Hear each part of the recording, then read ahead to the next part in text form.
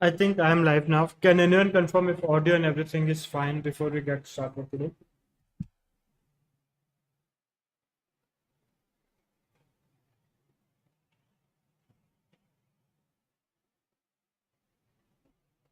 Like I ended up solving six problems. So I would be discussing how I solved them.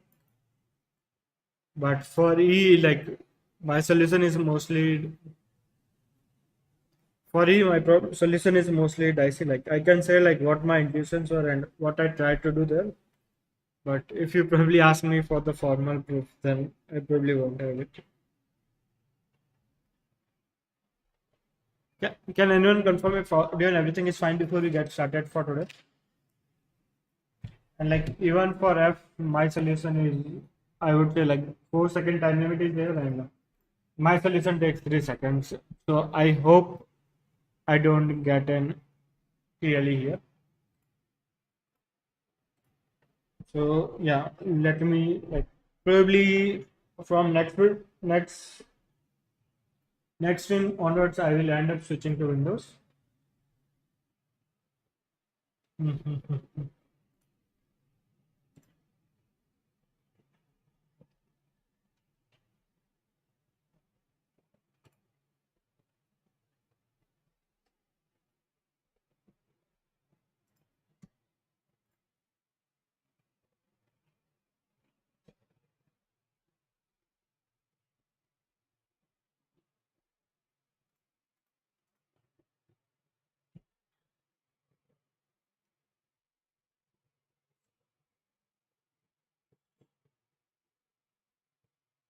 Just give me a few minutes.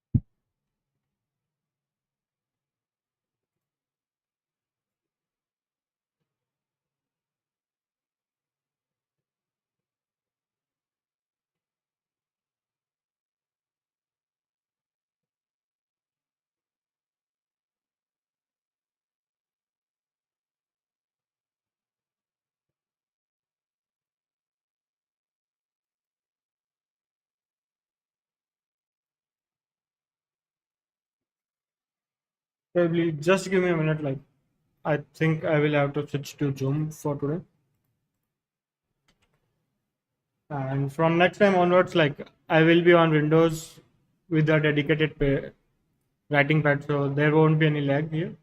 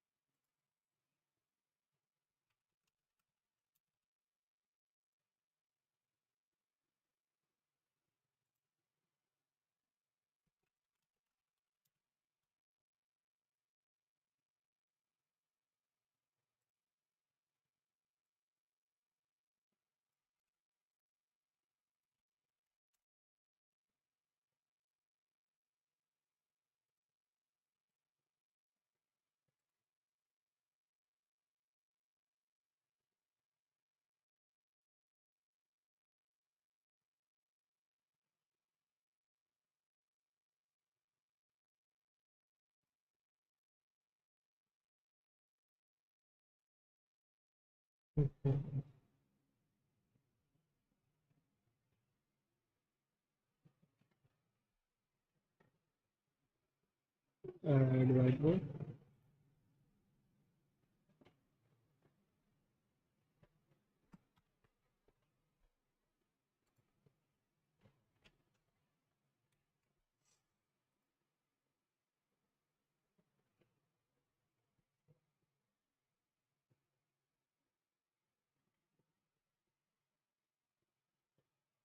Okay, I think this is better.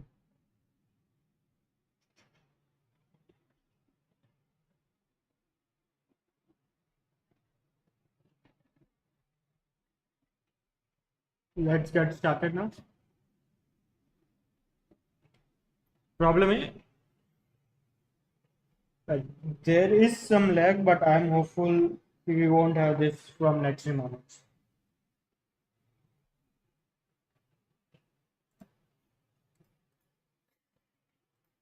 So first thing says an array of integers a1 to an is beautiful, subject to an integer k. It is if it satisfies the following condition: the sum of ai over all j such that j is a multiple of k, and when j is between 1 to n itself is a multiple of k. More formally, like some formal definition is given over here, and it says given and find an array of positive non-negative integers where each element less than equal to 10 to the power 5, and that is beautiful for all a from 1 to k. It can be shown that the answer always exists. So like there are multiple ways. Like first thing first, what is the problem statement asking us to do? Voice is echoing. Just 1 second.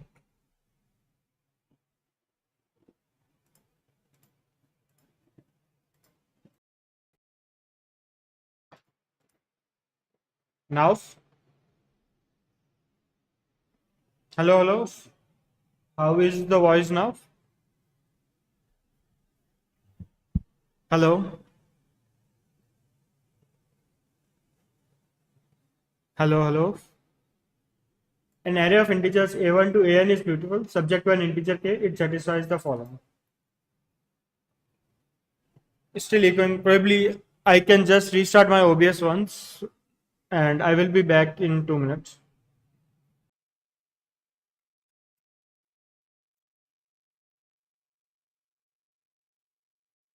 Hello, hello.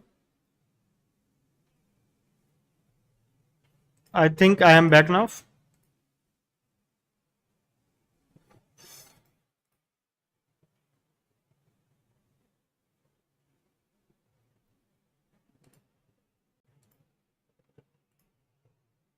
Okay, this might be the reason why. Yeah, I'm hopeful that voice should be better now. Okay, yeah, like found the reason why voice was echoing, and it should be better now. An array of integers a1 to n is beautiful subject to an integer k. It is satisfies the following: sum of aj over all j such that j is multiple of k, and one is j is between 1 to n itself is a multiple of k. More formally, if some formal definition is given, and it is given and find an array of positive non-negative integers where each element less than equal to 10 to the power 5, that is beautiful subject to all a1 to k. It can be shown that the answer always exists. First thing first, like let's first read the samples and see like what is the problem statement asking us to do. First sample says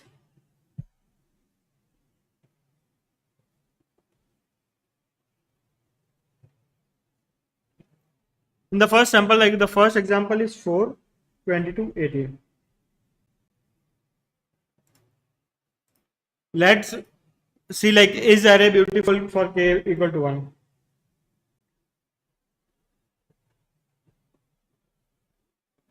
K equal to 1. So how do we define something is beautiful for k equal to 1? Let's write all the multiples of k.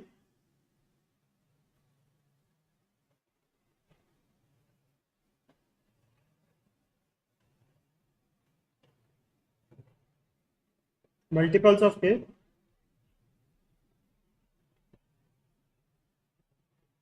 For k equal to 1, multiples are 1, 2, and 3. Now let's find the sum of values at this index. In the given sample, like B was hard, I would say, compared to C and D. So like this value would be 4 plus 22 plus 18, which is 44. Now this value should be multiple of k. So for k equal to 1, 44 is a multiple of 1. So for k equal to 1, the array is beautiful. Now let's check for k equal to 2. Multiples of k equal to 2 between 1 to 3 is only 2.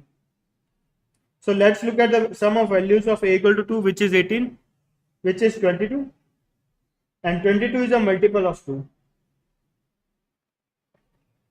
So array is beautiful for k equal to 2 as well.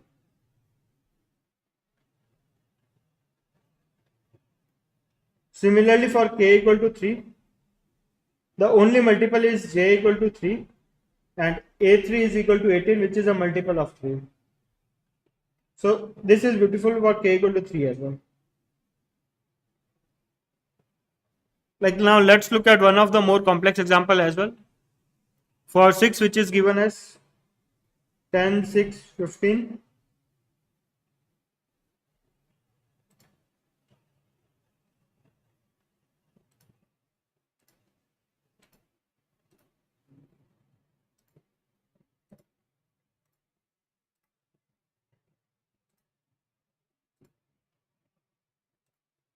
Yeah. 10, 6, 15, 32, 125, and 54. Let's check is array beautiful for k equal to 2. Let's write down all the multiples of 2 between 1 to 6, which would be 2, 4, and 6. Now let's look at the sum of values of a2 plus a4 plus a6. And this value would be 6 plus 32 plus 54. This value is around 92, and 92 is a multiple of 2.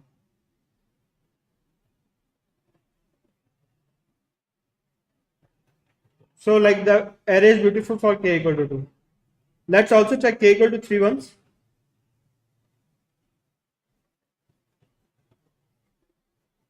Multiples of 3 between 1 to 6, between 1 to n would be 3, 6. So let's look at a3 plus a6, which in this case would be 15 plus 54. This value is around 69, and 69 is a multiple of 3. So like the array is beautiful even for k equal to 3. And like, did you got like what is the definition of beautiful here? Or any questions on what the problem statement is asking, or how do we check if some array is beautiful or not?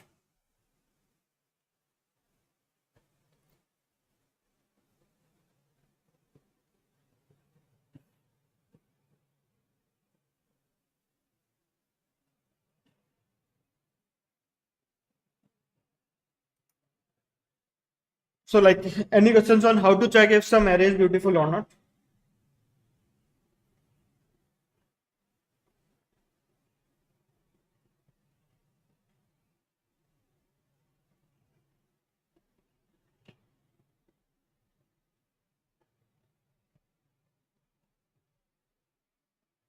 Like once we understand like how to check the array is beautiful, there are many solutions for this problem. One of the solution which most people did was set ai equal to I. Now when you take sum of all the multiples of j, so for any k, like all the multiples of k would be of from k, 2k, 3k until some mk. And when you now take j equal to this, and because aj equal to j, now when you take sum of aj plus ak plus a2k up to amk, the value would be k plus 2k plus 3k up to some mk, which would be 1 plus 2 plus up to some m into k. And you can see like this array would be a multiple of k, because this is multiple of k, and like this was the solution which I coded. Like any questions on the first problem, like any questions on the first problem, like because like the definition of the problem was really hard, and it may have made few people would have been asking like what is the problem statement asking us.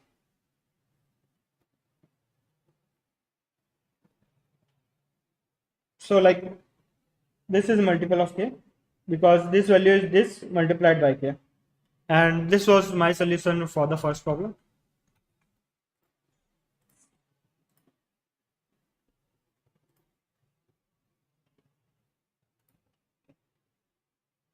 So like read n, print all the numbers from 1 to n, and that was the solution for this problem. So like I will move on to the next problem then if there are no questions on the first problem. Like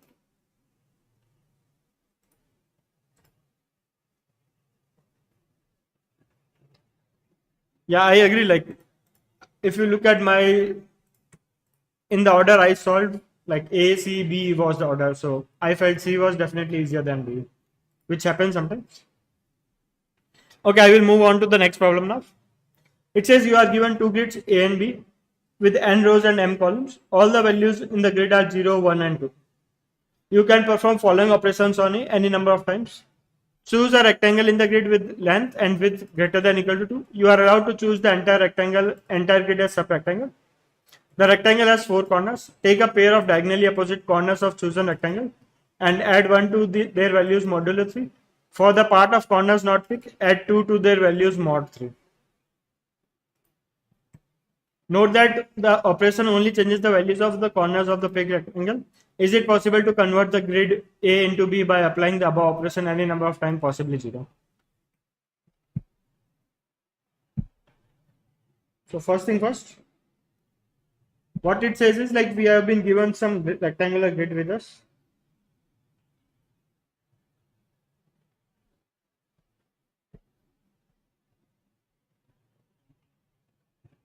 All the values are 0, 1 and 2.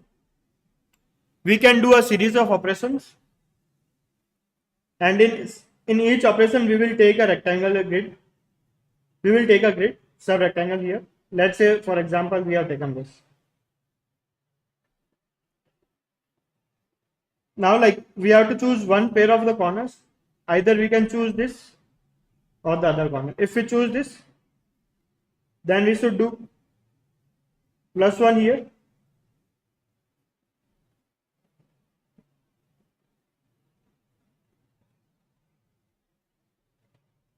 +1 here, and we should do +2 here, +2 here, and at last always take mod 3. Or we can do some other way as well, like it's not necessary to choose these rectangles.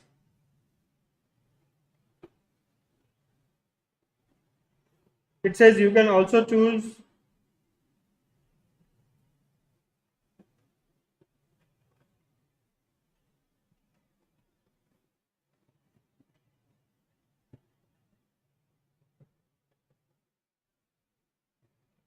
like for example you can also choose this rectangle, and you can choose some other corner. For example, if you choose these corners,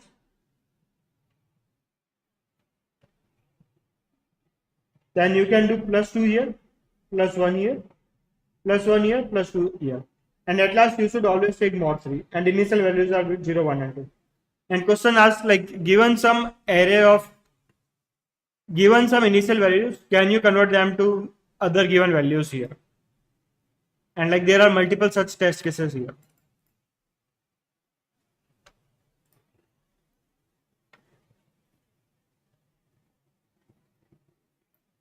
And like probably like I can share what I did. The key was like simplifying the detail. Like for example, if you have this rectangle,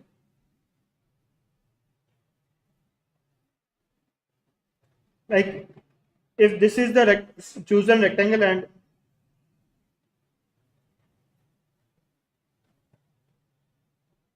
if you do +1 +1 2 times, +2 +2 2 times,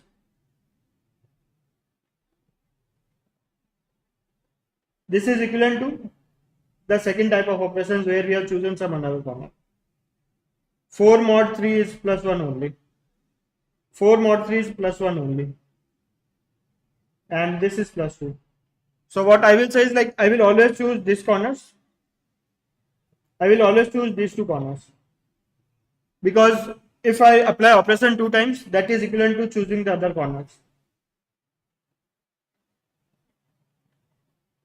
And now like the next critical part was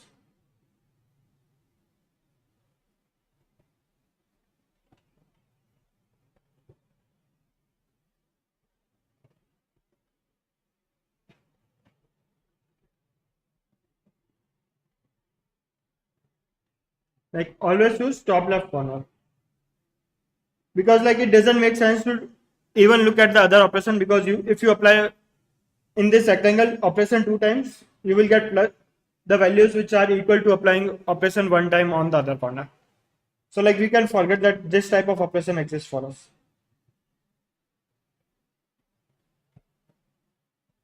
Like we can keep doing this operation multiple times to also get like what the values we want for the other option. Now let's look at one more value.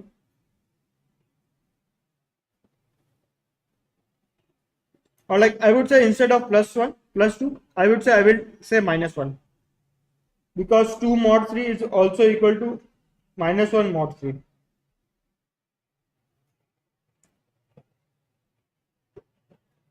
Like any questions so far? What I am doing here? First I said that I will always choose top left corners. This diagonal, the one in blue. Because if I choose it two times, then I can also get the values for choosing the other diagonals. And next I am saying instead of plus 2, I will say I will do minus 1. And keep doing mod 3. So if value becomes minus 4, you can see that minus 4 can be written as 6 plus 2. So remainder is always 2 here. And the next part was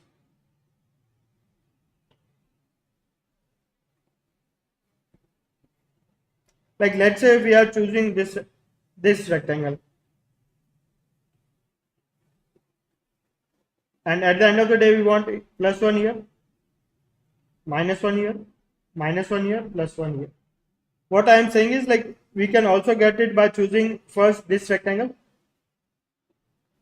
This grid will give me plus 1 here, minus 1 here, minus 1 here, plus 1 here. In the next operation, like I can choose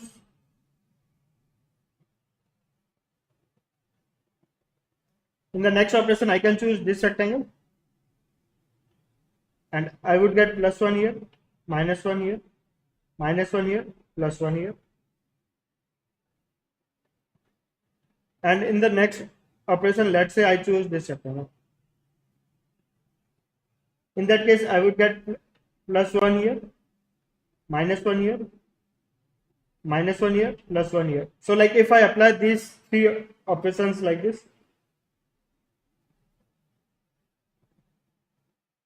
this is the first operation.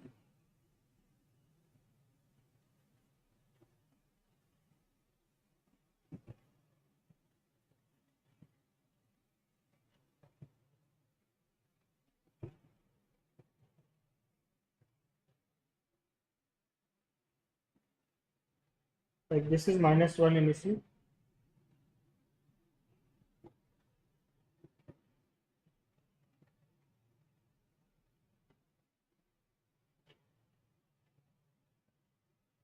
Plus 1, minus 1, minus 1, plus 1.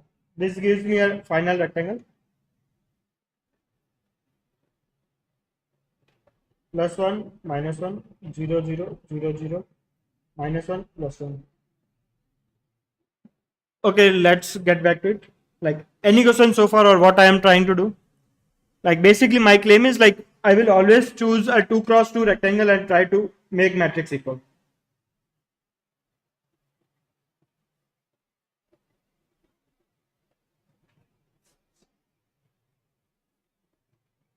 Two cross 2 matrix,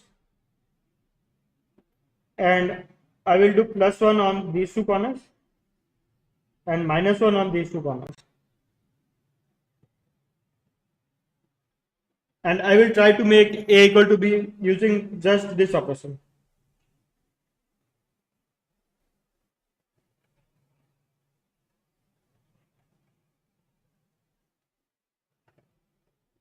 Like that is what I am trying to do. My reason is like any operation we can apply. we can always break it into multiple operations of 2 cross 2 and a matrix like this.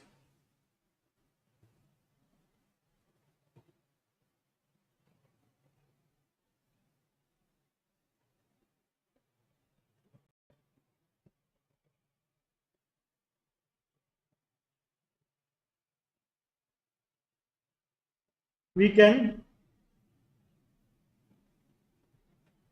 break it into multiple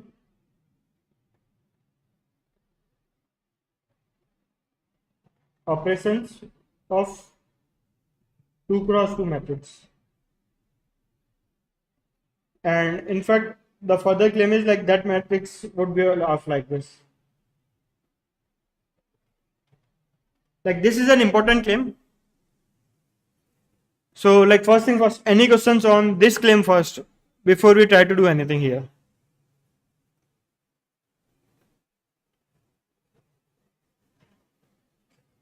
Because like if you see, like first I proved that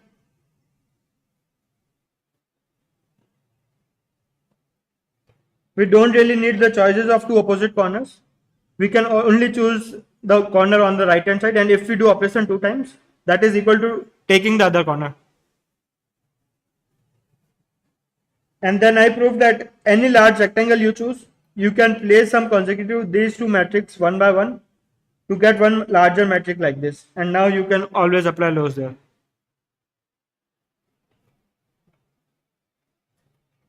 And the next idea is, like once we had this,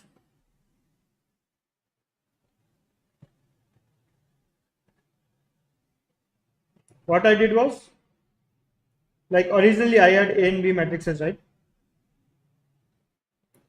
First I made this value equal by applying operation in this matrix. Then I made this number equal by applying this blue matrix. Then to make this value equal, I applied operation in this matrix, and I kept going. To make this value equal, after apply operation here,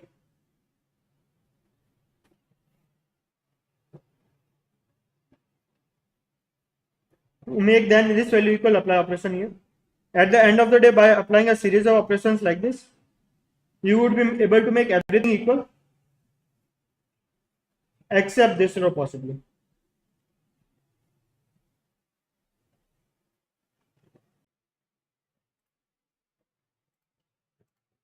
Hello, hello. Hello, hello. Am I audible now? Like there was the slight lag in between.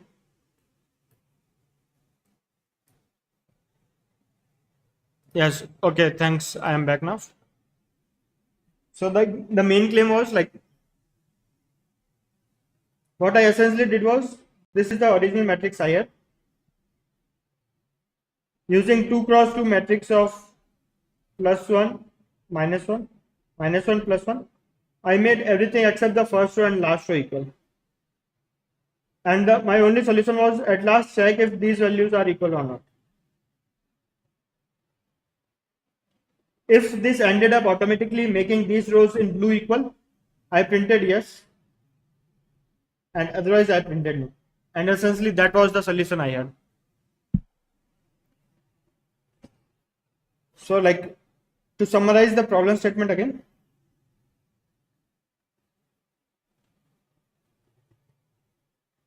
First I proved that it makes no sense to choose the other corner, because like if we apply operation 2 times from the other corner, the values are equal to choosing the other corners. And then I proved like if for any larger rectangle you can choose, you can make it into small blocks of 2 rectangles of size 2 to get all the values you will get using the larger operation.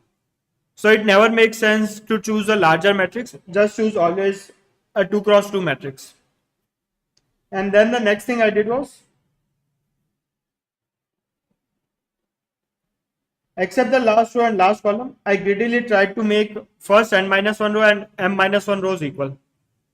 And once I was done with first n-1 rows and m-1 rows, my claim was like if the array automatically becomes equal, I will print yes. If the array does not become equal, I will print no. So like there is no proof that it will become automatically equal. It's just that if it becomes equal, print yes, otherwise print no. And the idea is like 2 cross 2 matrix is the smallest operation you can have. And to make the first block equal, you will have to apply some operation with the rectangle there.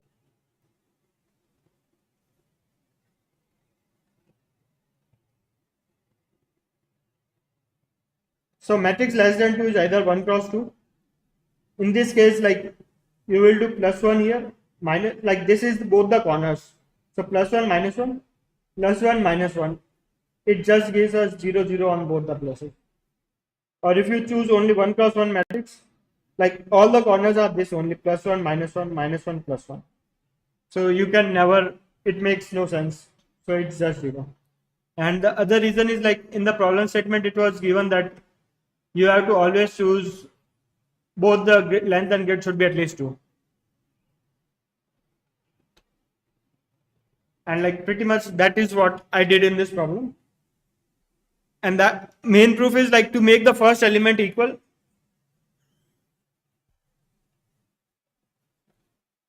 Like the idea is to make this element equal, you will have to apply some operations with this element as the corner. And the idea is like we can choose just this because I have already proven any series of operations can be made into a matrix of 2 cross 2. So to make this equal, you will have to choose this rectangle.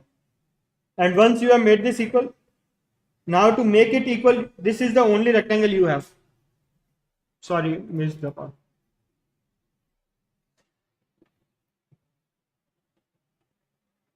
If this is the matrix, to make the first element equal, this is the only choice we have. Because I have already proven any larger set of operations can be reduced to a 2 cross 2 operation.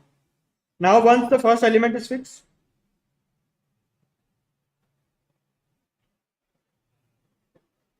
now to make second element equal, this is the only choice of matrix we have. Because anything else would be larger than this, and I have already proven that you can change a larger matrix into a set of smaller rectangles. So why waste a lot of operations earlier? And like this is what I kept going. And like the other way to do it would be like you just keep always choose like first choose this to make first element equal, then choose this to make second element equal, and keep going. The main thing is like the operation is revertible. If you apply operation 3 times, that's equal to doing no operation there. And like so the main idea is make n minus 1 rows and m minus 1 rows equal, and then check if the values are equal or not. If they are equal, print yes, otherwise print no. And that is the only solution we have. I will jump onto my code for this one. And it was definitely hard, I would say.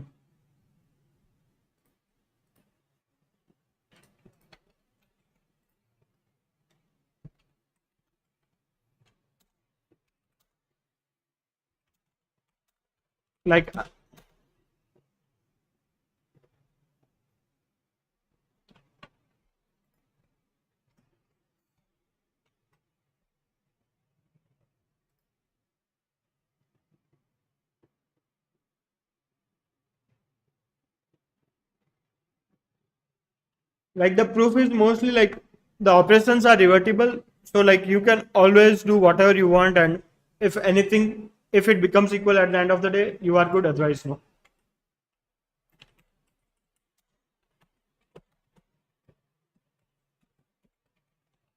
So like I first looked at the difference of all the elements in all the rows, like this is input, and what I want is all the elements in C should be 0. Next, I want to make Cij equal to 0. So I can subtract this.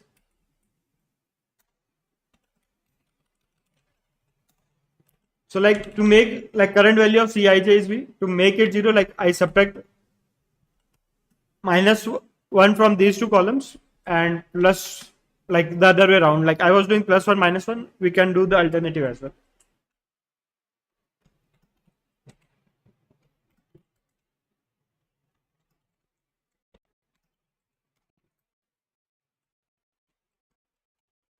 if any value is non-zero, the answer is no.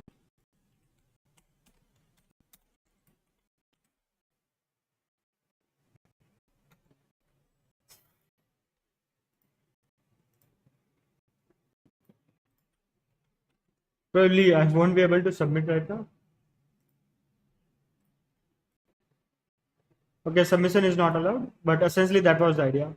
Any question on problem B before we move to problem C? Yes, I am using i3WM, but from next stream onwards, I am planning to switch to Windows.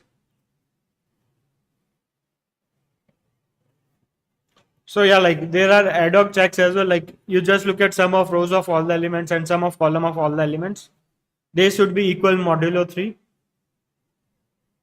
And the reason is like whenever you are doing operation, you are not changing sum of rows and sum of columns for any row or column. If there are no questions, I will move to problem C. It says, have your cake and eat it too. Alice, Bob, and Charlie want to share a rectangle cake into n pieces. Each person considers every piece to be worth or different values. The ith piece is considered to be of value ai by Alice, bi by Bob, ci by Charlie. Sum of all ai, pi, and ci individually is same, equal to some total. Given that the values of each piece of cake for each person, you need to give each person a continuous slice of cake. In other words, the indexes of the left and right hands of these subarrays given to each person can be represented as LARA, LBRB, LCRT, respectively for Alice, Bob, and Charlie.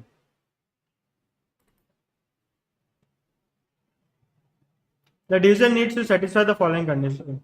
No piece is assigned to more than one person, that is, no two subarray among these three intersect, and the values for each of them should be at least equal to total by 3. It says steel division. It is defined as the smallest, and definition is given. So I will take a look at the samples ones. Like probably I am running out of time, so I will just rejoin once.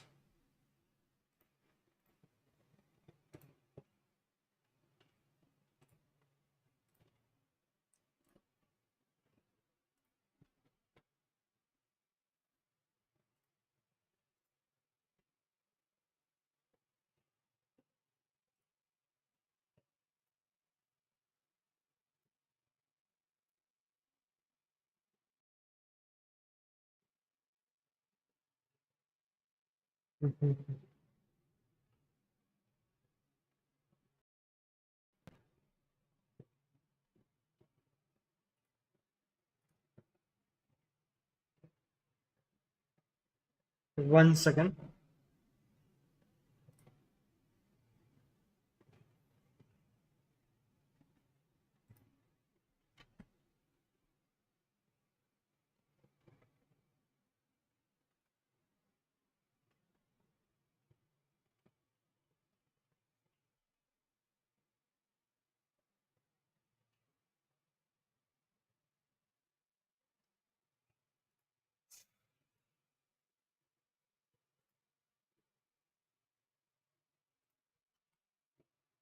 Okay.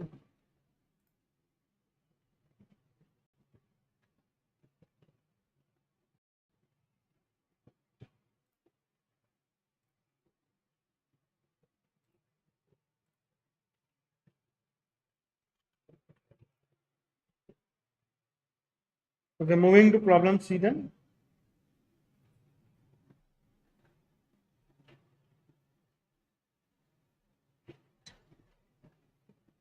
Problem C says there are three persons: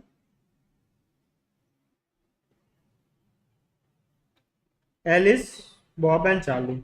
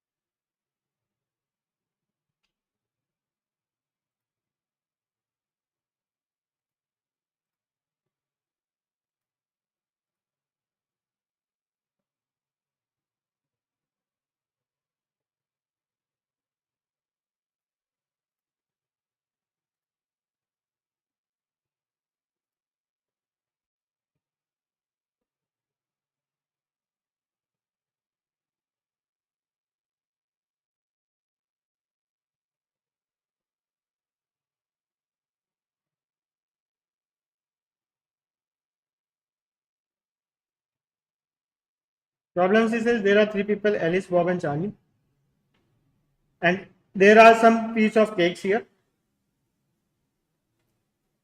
For Alice, the value of each piece of cake is different. A1, A2, A3, A4, A5, A6. For Bob, the values of how much important the cake or value is different, which is B1,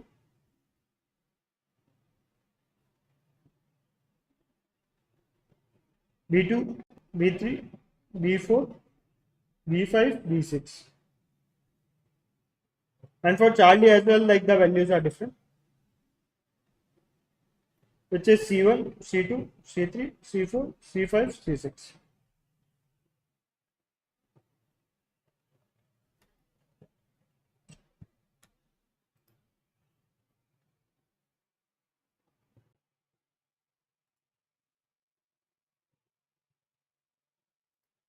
Then it says like sum of all of this.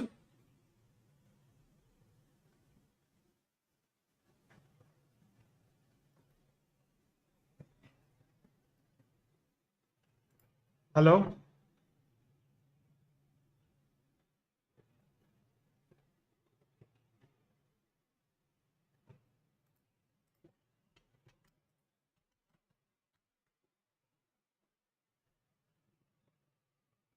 Hello?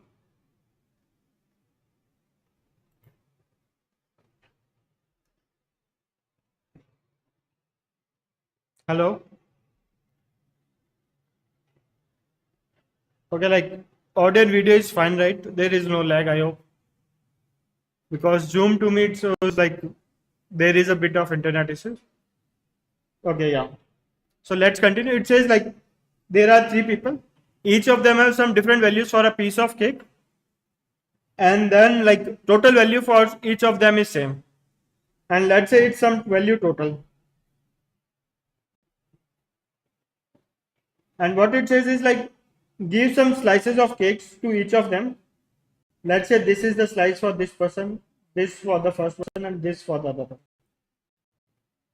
Such that no slice overlaps between any two people.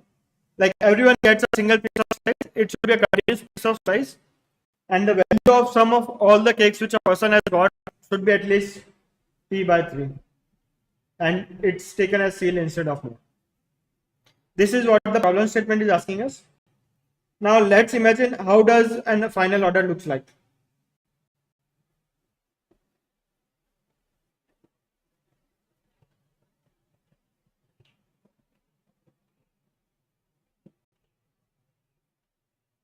Like each person will have some pieces of cake. And like if we look at how does the order from starting looks like, either the first range can be taken by A or B or C.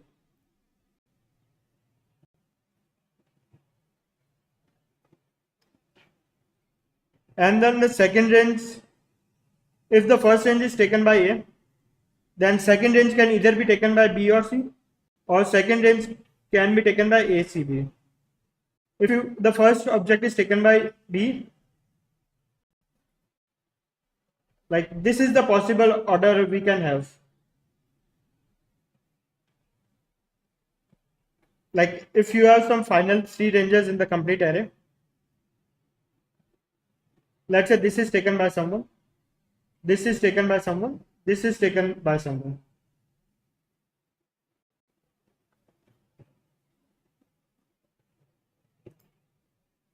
Then this order would be either the first would be taken by A, B or C, one of these person. And like once someone has taken the first piece, the remaining one would be taken by one of the other two people, and this would be the third people, right? So overall you see like whatever range you have, like the order would be one of these. And like this is the mostly the order how three people can stand in a line. Any questions on this one? Okay, like if you have fixed some range, then the order in which it would be given to different people would be one of these. Because this is how three people can stand in a line. My idea is like I will fix three segments, and then I will make the 3 people sit in some order in a line, and then I will give them one by one. So any questions like so far? Like I can definitely do this, right? I can first select like, and like once I have selected this,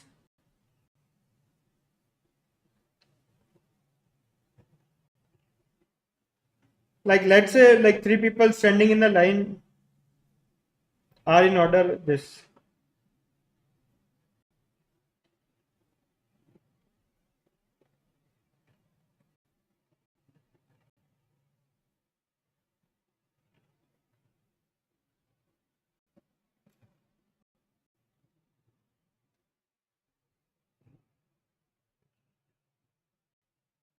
Let's say this is the array. First C is standing here,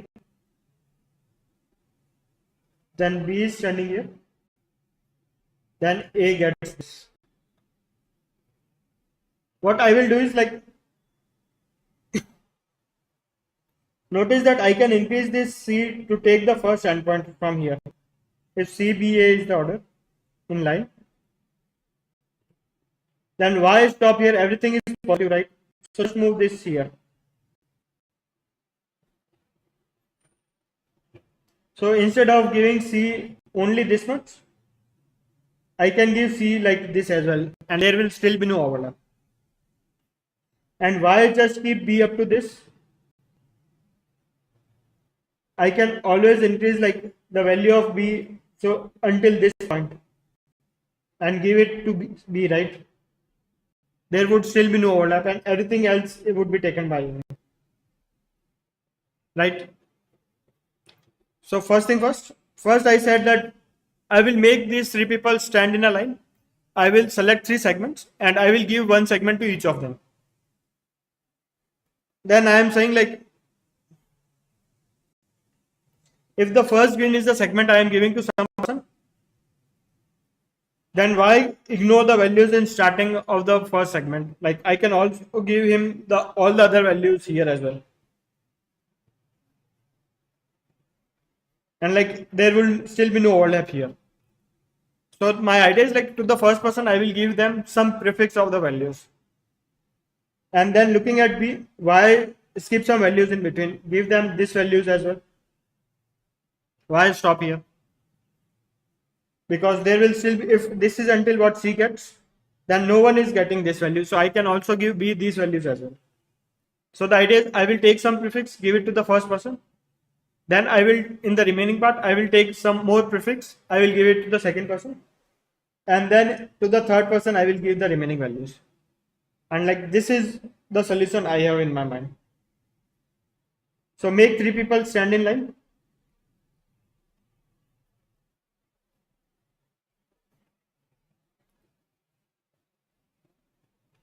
Keep giving to first person as long as total is less than total by 3. Once first person got whatever he wants, take the second person, keep giving him until his total is less than total by 3. And you can do the same for the last person. And if like you can iterate on the loop only, like you don't need prefix sum etc here. And then like for the remaining person, give him the remaining chocolates. And this way, if everyone gets at least total by 3, then this is the order I want. Otherwise, like this is not the order. And if I have tried all the 3 ways in which people can stand in a line, then I will say the answer is no. Yes, we are using greedy here. Like I fix the order in which people will stand. I try out all the possible orders of 3 people. For that, I am using next permutation. And once I have fixed the order of people, binary search also works, but we don't really need, like we can just iterate on using 2 pointers. So like for the first person, I can start giving in chocolates from the 0th index. And as long as like I keep increasing my segment, as long as my total is less than whatever is required.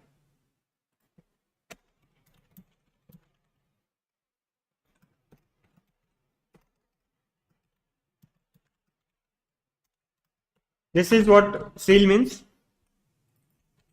As long as sum so far is less than required total, keep giving the chocolates and keep moving the right pointer down. And if at last I have got 3 pointers, then this is zero based indexing.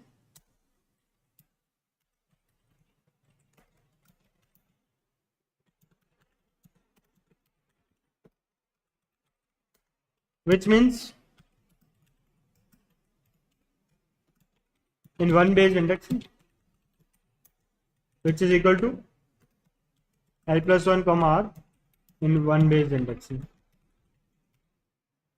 So like this is what I am doing, and instead of current I would say like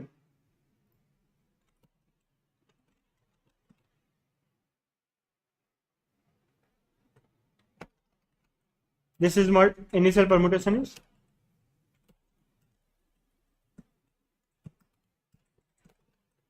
So for the current person, the segment from the range would be this.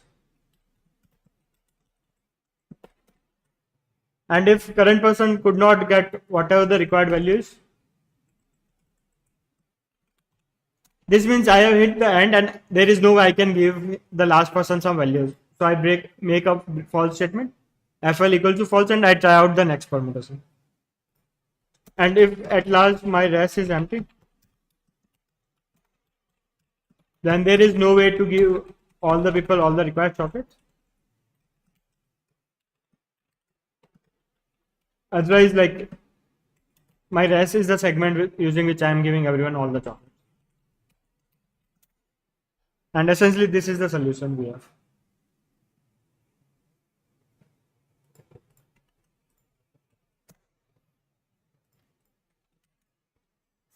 I'm not sure if system testing is over. Not yet, but yeah, this was the solution. Any question on problem C before we move to problem D?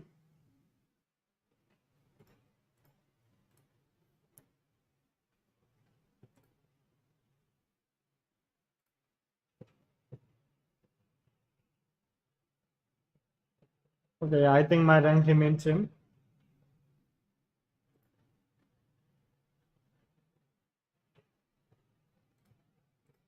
So yeah.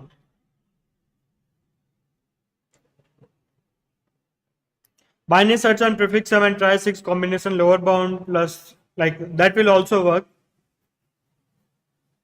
But like we don't really need prefix and all, like we can just do greedy and yeah. So like next permutation, like you can use this method from library.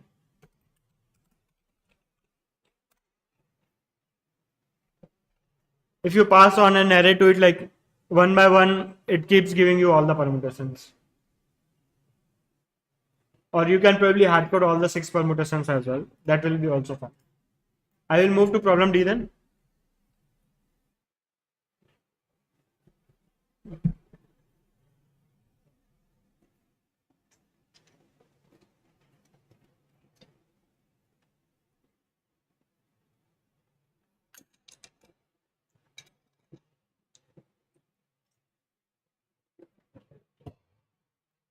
Problem this is given to array of distinct positive integers a and b of length n.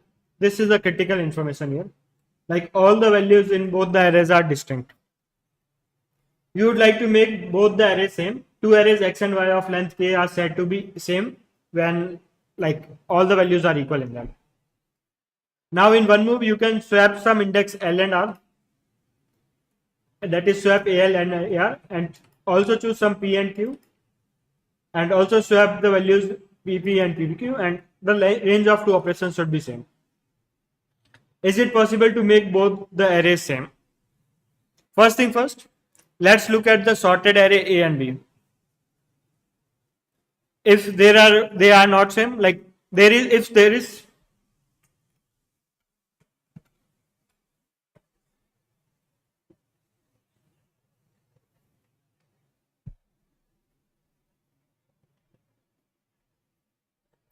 first thing first. So in both A and B, all values sorted A and B should be same.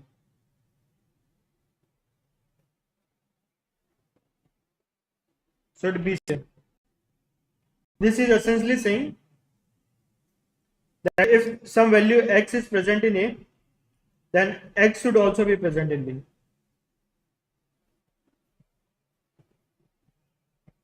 And similarly, if some value y is present in B, then y should also be present in A.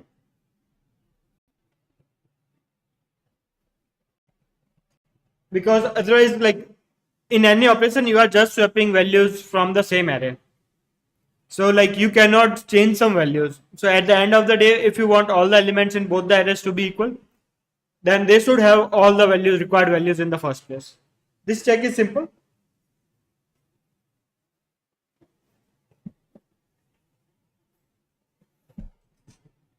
Now the next part. It says we always want r minus l equal to p minus q. I will go one step further and I will say I will always choose r minus l equal to p minus q equal to 1. I don't even want general operation. I will always choose some consecutive elements and swap them.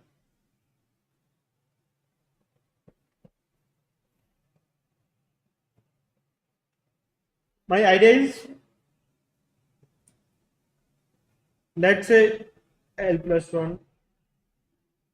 If you want to swap these two values, you can first swap these two, then these two, and so on. At the end of the day, you will get L plus 1, L plus 2, up to R minus 1, L and R. This is how you will get when you are swapping two adjacent elements between L to R. Now swap these two elements. You will get L plus 1, L plus 2, up to R minus 1, R and L. Now keep swapping two adjacent operations from this side. First these two, then next two, so on. And you will, at last, you will get R L plus 1 up to R minus 1 L. So like there is no need to choose an array of size L and R which are not adjacent, because I can always apply some set of operations to get it for general value as well.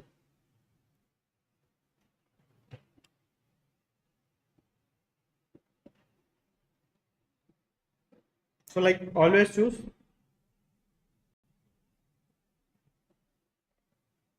R minus L equal to P minus Q minus Q equal to 1.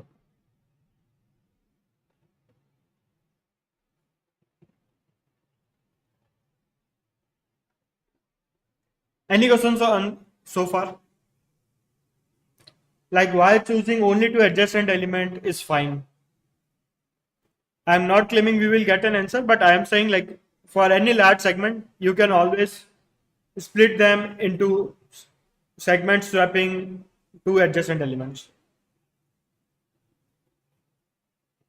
Like once we know this,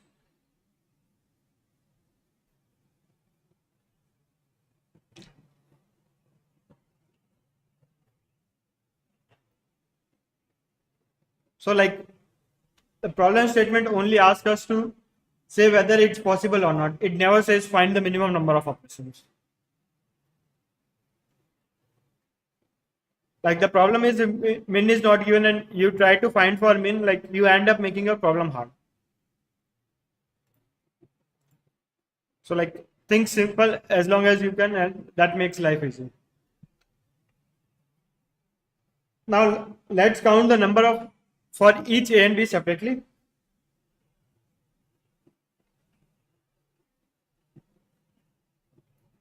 A and B separately.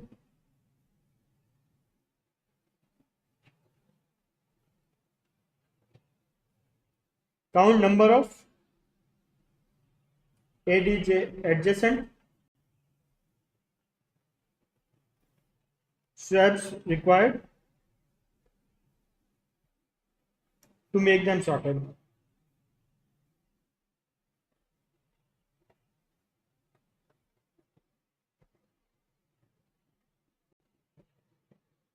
So first I said that I will always only swap to adjacent element.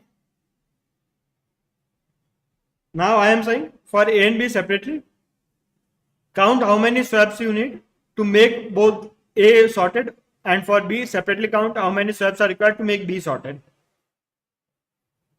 Only adjacent swaps are allowed. My idea is, let's say A needs 10 swaps and B needs 20 swaps.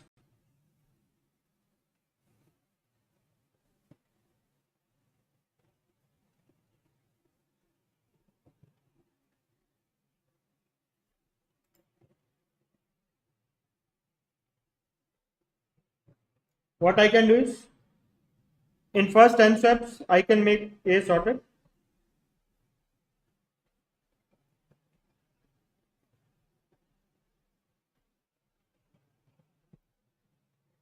And then for remaining 10, just keep swapping A n minus 1 and A n. So like for 10 moves, I will make 10, after 10 moves, like A n minus 1 and A n would be at same position.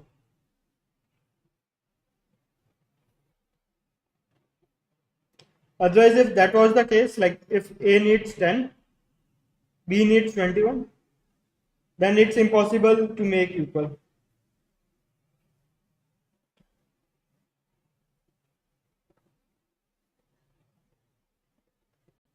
And the idea is, like in first 10 swap, you will make A sorted. Then if you keep swapping A n minus 1 and A n, after 21 operations, B would be sorted, but the last two elements in A would be different. Now, if you fix last two elements in A, then the elements in B will change. And like this is the crux of operation. If somehow I can find like the number of swaps required to make A and B separately sorted only using the adjacent element, then I can check if both the values are odd or both values are even, then the answer is yes. If one of them is odd, one of them is even, then the answer is no. And like this is essentially the solution. Any questions so far, apart from how do I find this number of swaps here? Because that would be the next piece of information. Yeah, like I have solved like similar problem. I can try to share one problem. Like I don't remember the name, but that was the first time when I solved some. I can share it on Discord or like YouTube comments later, like how to come up with this idea. And like now, like when we want to make some sorted, let's count number of inversions.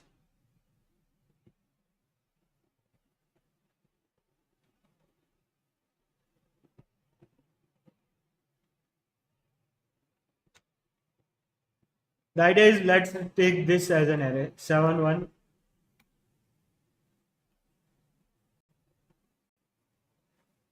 Like there is one element before one greater than 1 here. So like one would be swapped at least once. For 2 also, like there is only one element before it. So one swap from 2 would also be required. For 5 only one element is better. For 4 like 2 elements are better. So total you will need 5 swaps. Or like you can also use, like you can't probably code it, but greedy is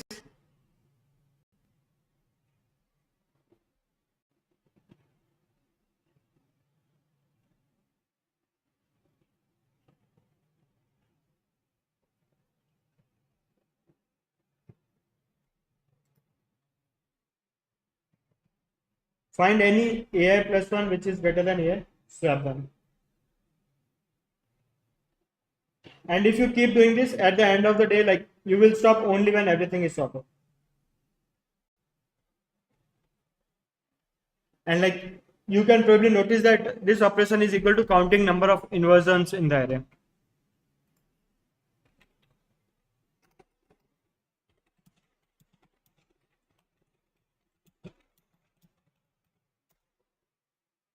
So like there are many algorithms for counting inversions, like there are some using merge sort, and like there are many ways to do it. And essentially this was the solution I had. First, notice that we only need R minus L equal to 1, Q minus P equal to 1.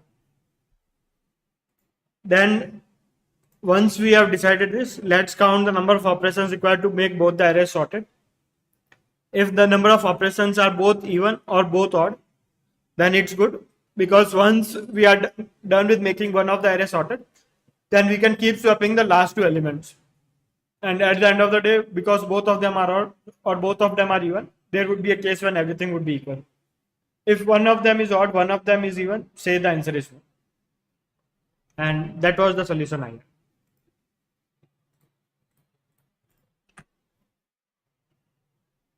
So like I counted inversions for both A and B.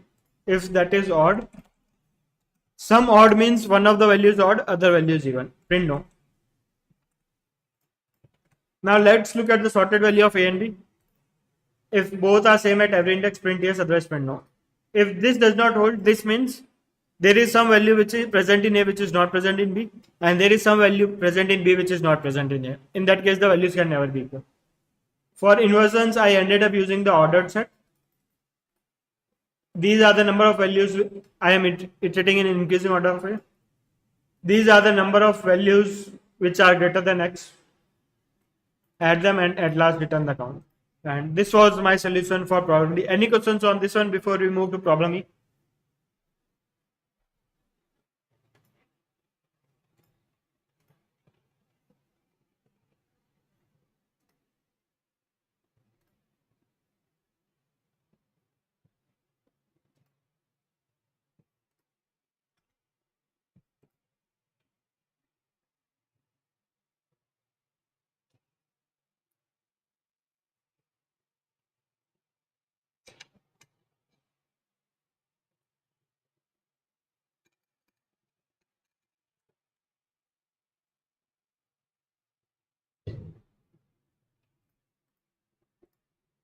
Okay, problem E says Alice and Bob are playing a game. There are n balls, out of which k are special.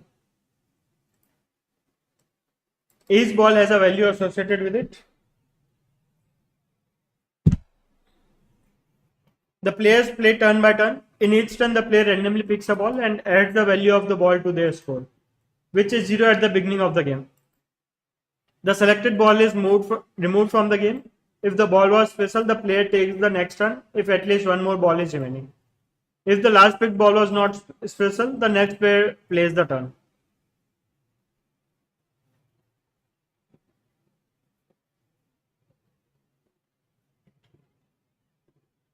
Yeah, like that's correct. Number of operations would be number of swaps only.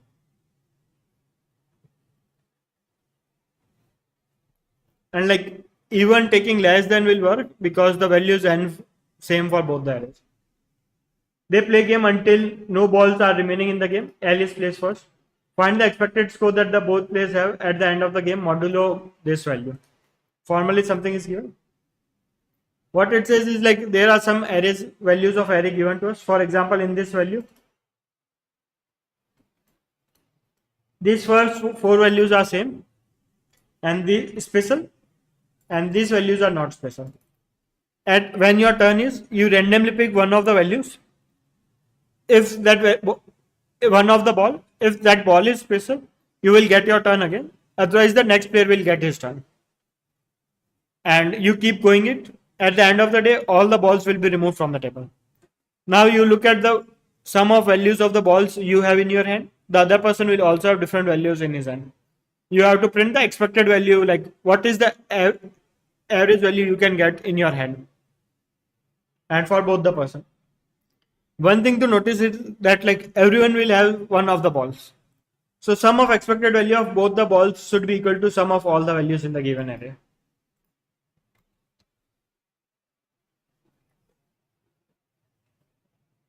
So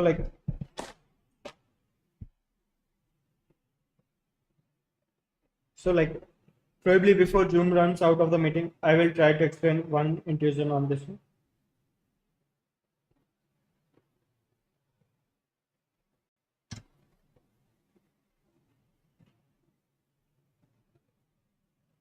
Let's say these are the balls given to us.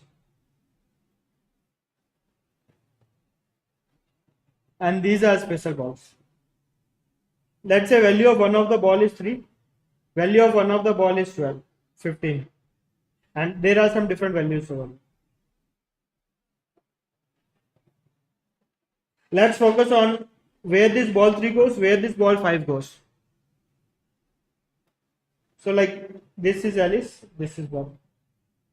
After some sequence of operations, let's say Alice played, then Bob played, then Alice picked the special ball. This is how it happened. Alice picked 2 special balls, then Bob played, Bob picked a special ball. So Bob picked 2 special ball, one after the other. And then Alice's turn came, then Bob's turn came. Let's say this is the point when Alice picked 3. And this is the time when Alice picked 15. The important thing to note here was in this sequence,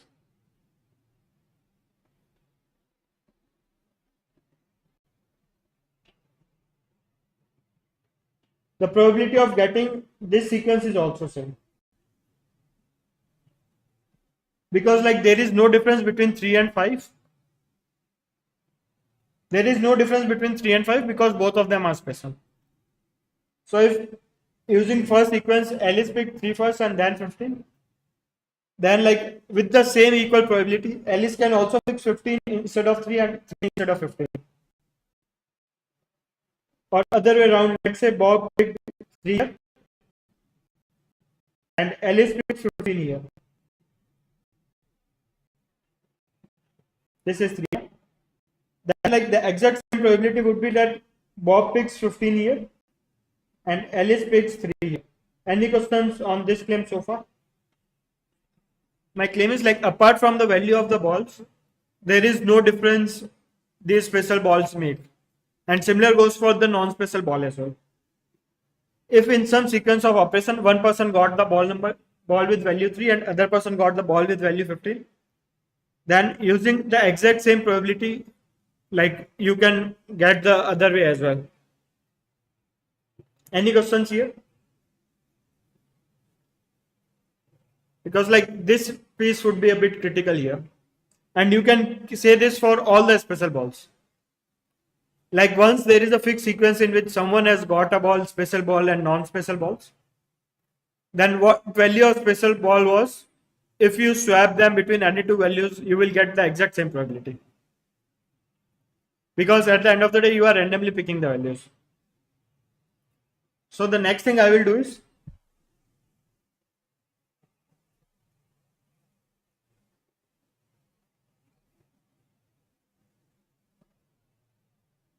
replace 3 and 15 with balls of value 9, 9, which is essentially 3 plus 15 by 2, averaging out.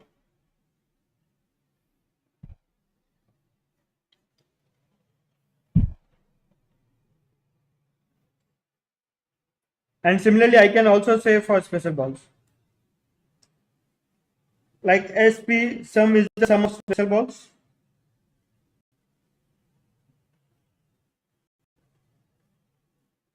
Replace all special balls with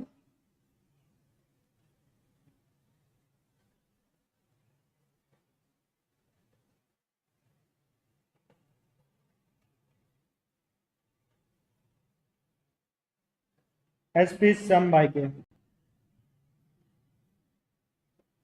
This is the first thing I am doing here. And similar for non-special balls.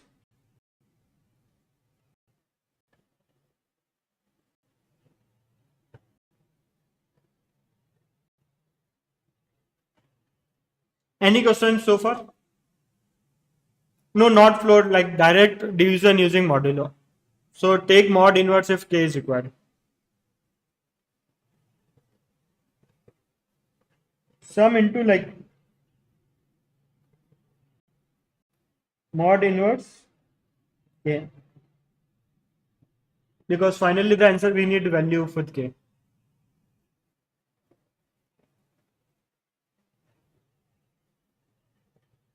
This is the first thing I'm doing here. So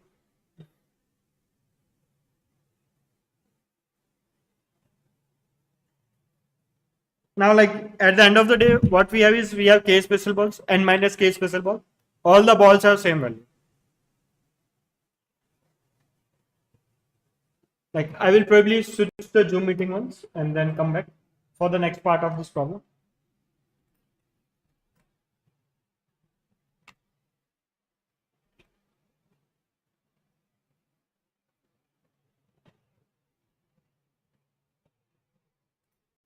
Just 1 second.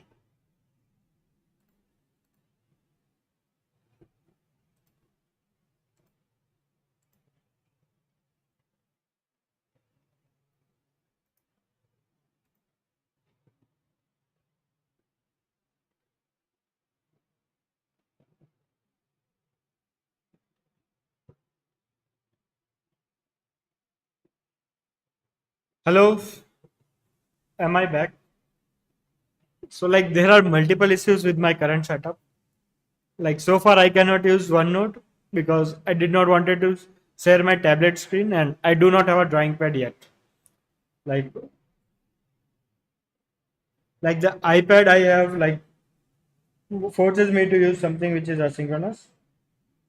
And like for the constant stream, you would have noticed like this 3.2.4 GB was less than 500 GB. Like that was the amount of free RAM I had in my system.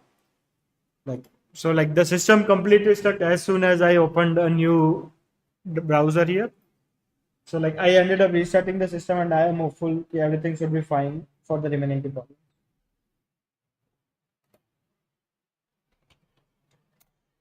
So first thing was like let's jump on to the solution for this problem again.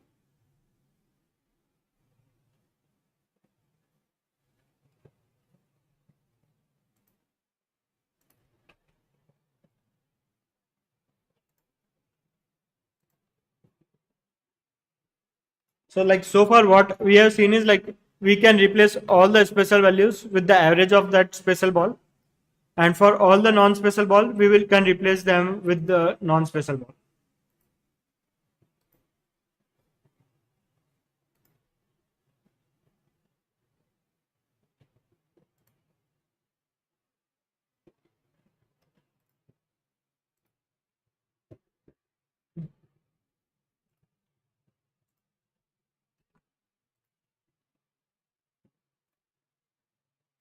So continuing with the solution again back.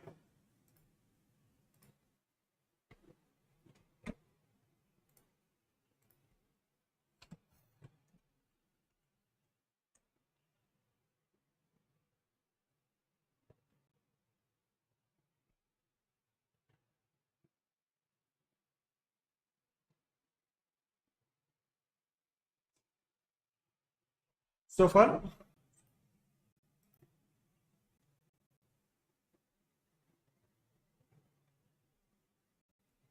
like what we have done is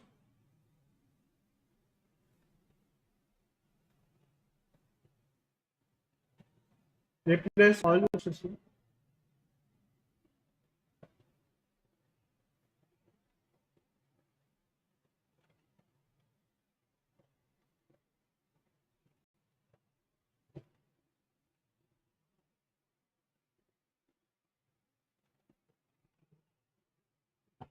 Replace all special ball with their average value.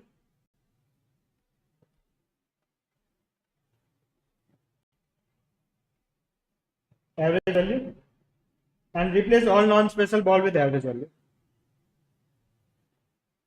And once once we are done with this, let's see like there are n minus k special non-special balls.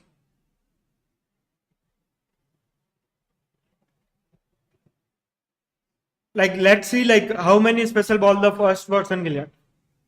Because whenever someone gets a non-special ball, the turn changes. So if let's say n minus k is 5, first person will pick, whenever he picks the one non-special ball, the turn goes to the other player. And whenever the other player picks a non-special ball, the turn changes. And between these, like there would be some special balls inserted here. Some special balls would be taken up with these value balls here. And if value of all the special ball is same, then you can notice that if total non-special balls are 5, Alice will get 3 non-special balls and Bob will get 2 non-special balls.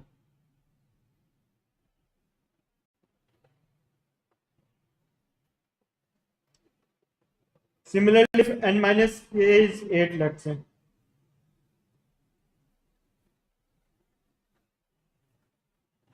then some special balls would be chosen, then Alice will choose one non-special ball.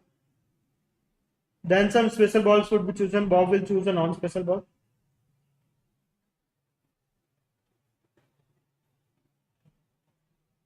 Like green and red are the special balls and they non-special ball, and there are some other balls in between.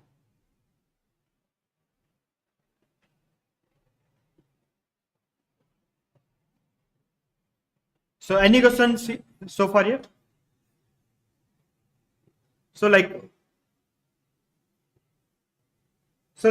non-special ball is an easy case. Like we can directly look at how many non-special balls are there, and we can divide by 2, take a seal for Alice and take a floor for the Bob. And that is how these people will get the special balls. Any question so far, like how to find the average value, like the expected value for Alice and Bob, if you only count the values of non-special balls? We will come back to special balls later.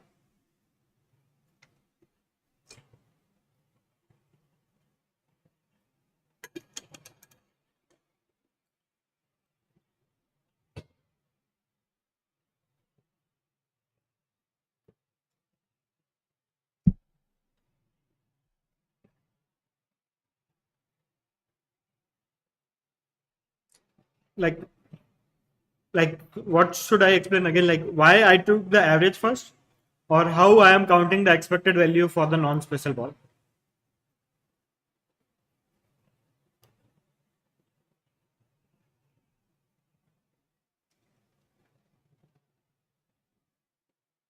So like the main crux of the problem is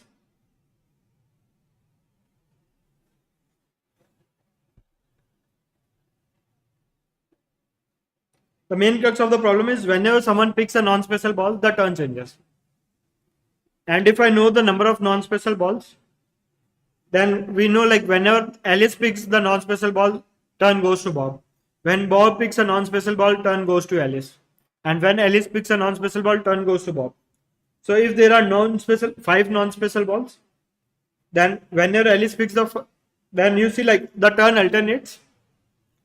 And after 5 turns, Alice's turn would be there 3 times when he has picked the non-special ball, and Bob would have picked the non-special ball 2 times. Similarly, if there are 8 non-special balls, first Alice will pick one non-special ball, then Bob will pick one non-special ball, then Alice one non-special ball, then Bob non-special, and so on. They will keep doing it. And after 8 balls have been picked, Alice will have exactly 4 non-special balls, and Bob will have exactly 4 non-special balls.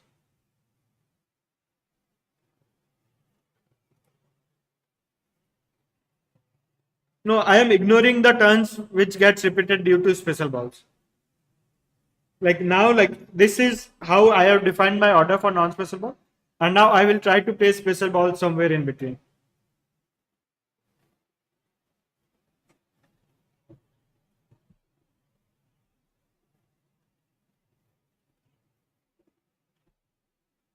Because if I assume that special ball has value 0, then this would be exactly the value.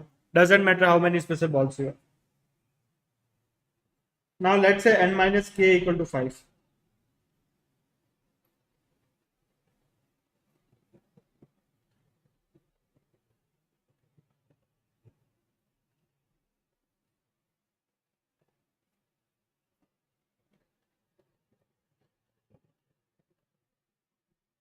These are the special balls taken so far.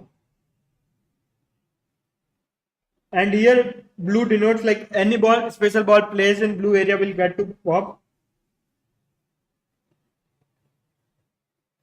and any ball placed in green area will go to Alice.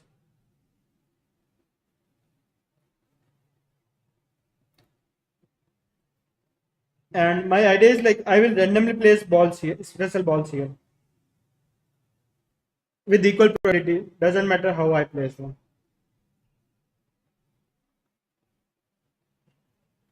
So you will notice that if n minus k is 5, then there are 6 places where the special ball can be. Before the first special ball or after the last special ball and in between other places. 3 belong to Alice and 3 belong to Bob.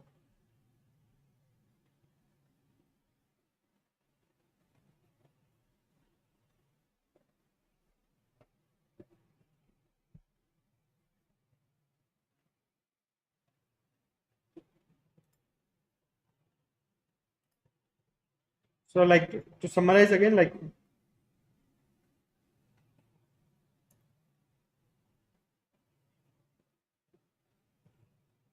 okay, sorry, like once like I am done with the special balls, non-special balls, then this is how my array of 5 balls looks like.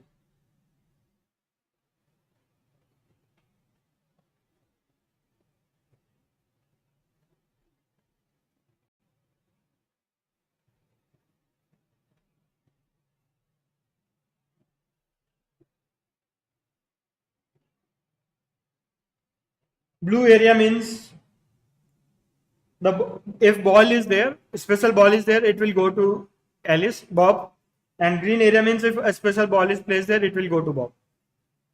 So if n minus k equal to 5, there would be 6 areas, 3 for Alice, 3 for Bob. And my claim was like each special ball has equal probability to go anywhere here. So I can just say like 3 into value of special ball by 6 would be the expected value for Alice and same for Bob because there are 3 areas with Alice Bob. Similarly, if n minus k equal to 8, there would be 5 areas like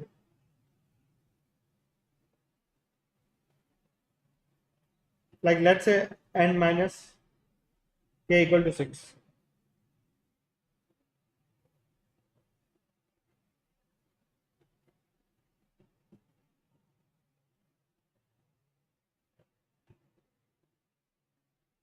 Like these would be the times when the special ball would be taken.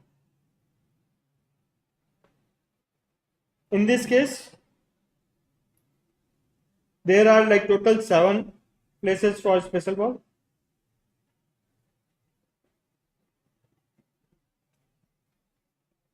4 belongs to Alice, 3 belongs to Bob.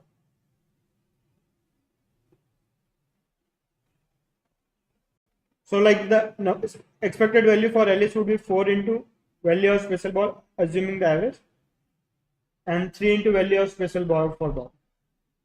And essentially that was the solution I have.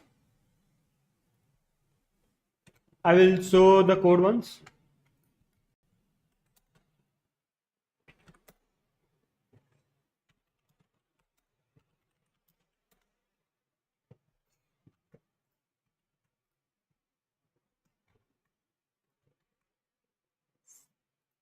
This is problem here, right?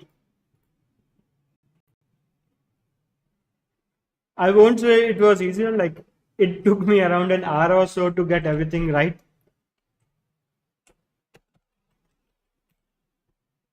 Let's first find sum of all the values. If n equal to k, all the balls are special. Bob will get everything. Print sum comma 0. Others, let's find the sum of first k values.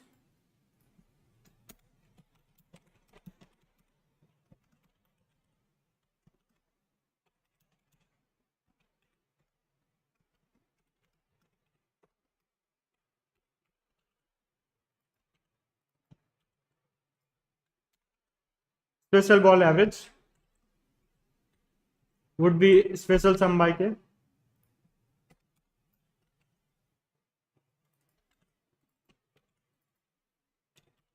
Non-special average would be non-special sum by n minus k.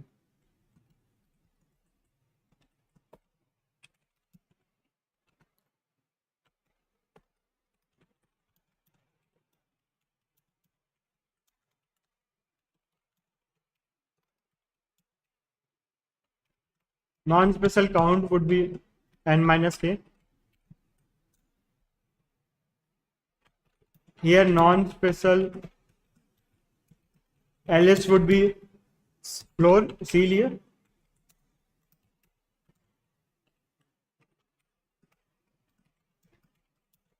Bob would be seal here.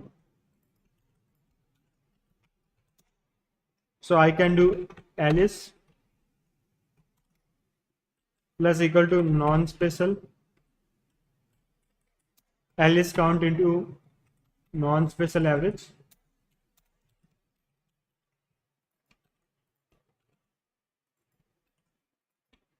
This is Bob's contribution. Special blocks would be non-special count plus 1. If there are 5 balls, then there are 6 places where we can place a particular ball.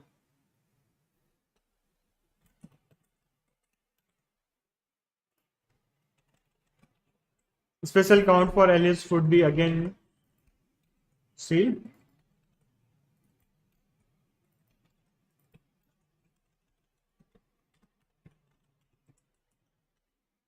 So like this is the probability which it will get. And another way to say is like I can equally divide, or like I can probably say that whatever the special sum count is, with this probability it gets divided to Alice. Like I don't really need the average here, by the way. Like these are the blocks for Alice and Bob.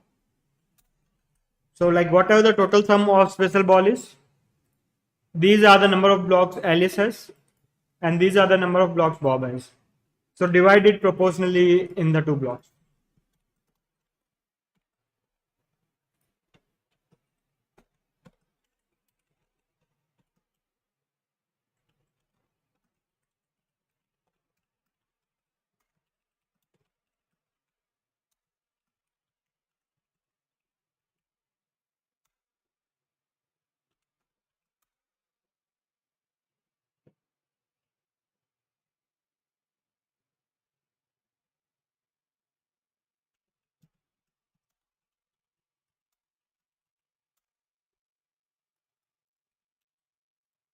So like I had M int library, so I had to import it, but essentially this is.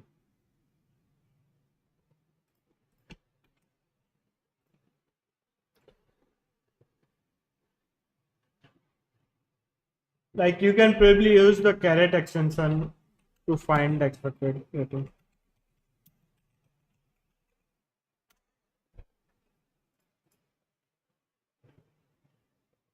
You can install this extension, you will get the expected rating there.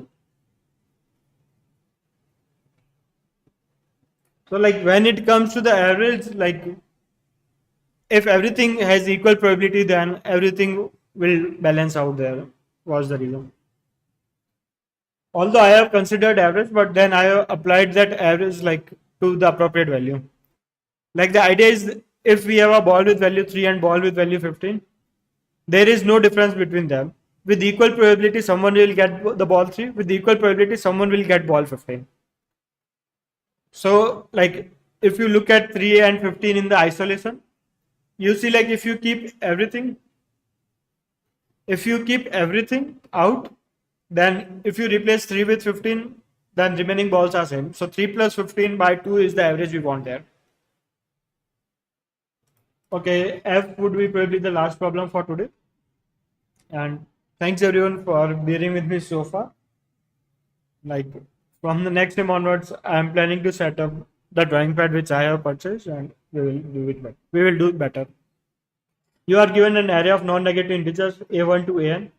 The value of subarray of length greater than equal to 2 al to ar is minimum possible value of ai aj you can get for some value I and j in the array from L to R. You have to find the kth smallest value over all the subarrays of the given length. Like, I think the problem statement is a bit simple, but the problem is not simple. Yeah, we need average for the expected value. Yes. So it says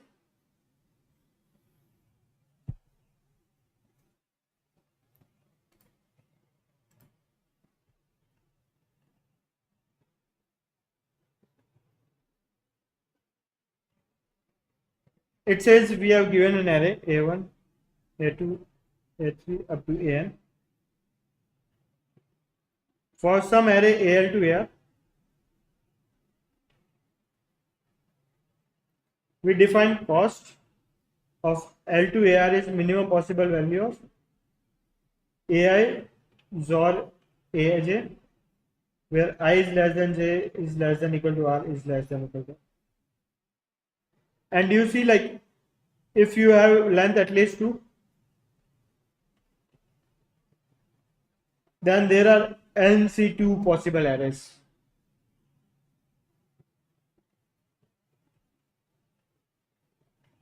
And it says find the kth smallest cost.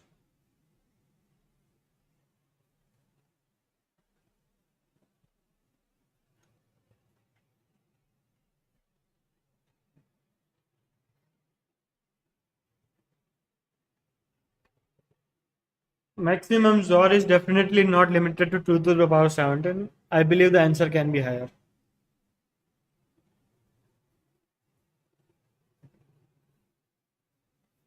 So looks good so far. So, like, let's do greedy again.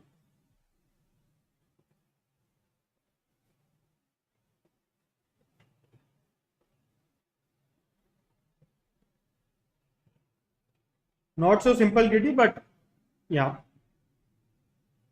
Let's say we start with some mask. Let's say we have fixed some starting bits, like there are 30 bits in the array.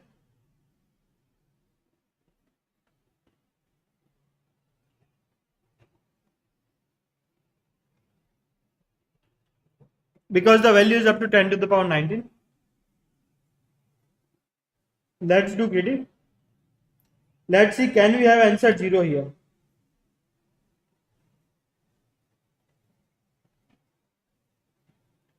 Like, anything is allowed here, but this bit should be 0. And let's count a number of such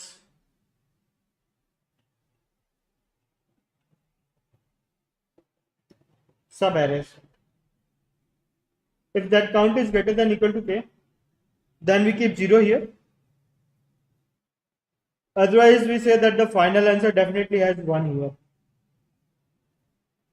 And like, these bits can be anything here. If keeping 0 at the highest bit does not give us the required answer, the count of subarrays, then the answer must be definitely 0.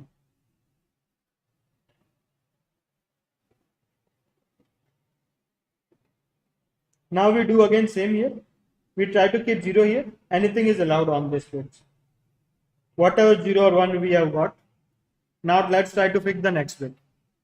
And let's count the number of arrays such that the value is again less than this value. If we keep getting the count greater than k, then we keep 0 at that bit, otherwise we keep 1 at that bit, and we can keep doing it. So what we need is a checker function which takes some value and count number of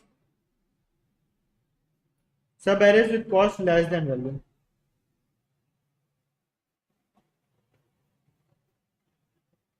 If we are somehow able to write this function, then we can keep placing one bit at a time and we would be able to do it. So the checker is definitely not easy, but that's how it is. I start with the answer 0 and I keep starting with the highest bit. I see like all the values are definitely less than, like if the current bit is 0, like if the current, like I have found the smallest value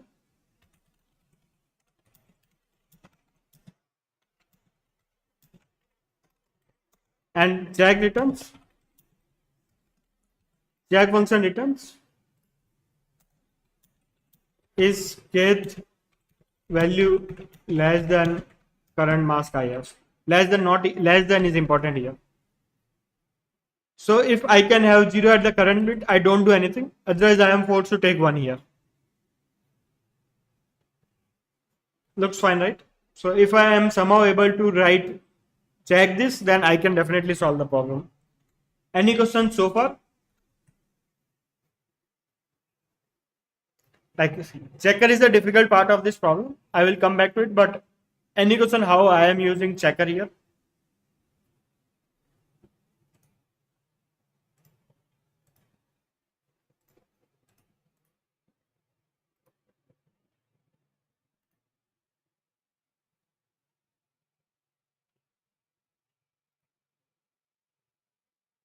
Okay, now moving back to checker.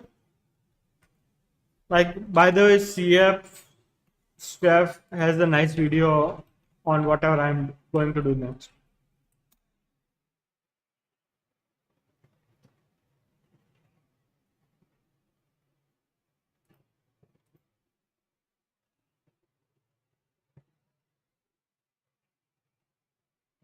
I think this was the video.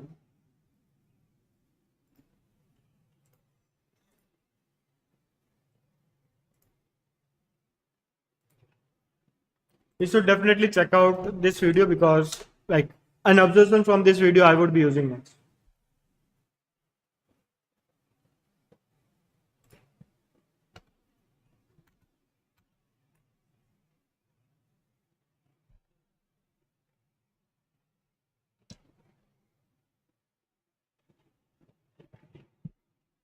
So now I have some mask like this.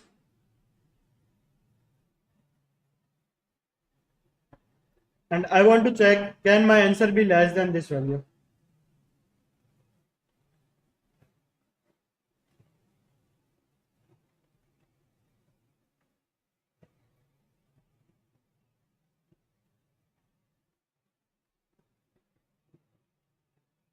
The answer is definitely less than this value.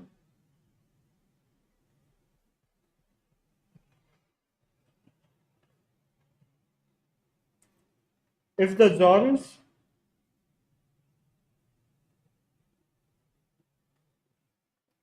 of one of these values, either the XOR is submask of this. Here I have toggled the first bit off. Here if I toggle the next bit off,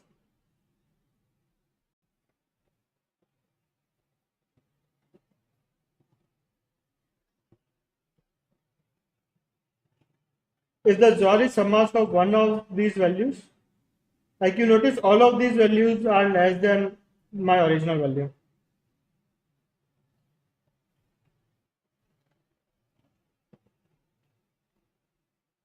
If the idea is like,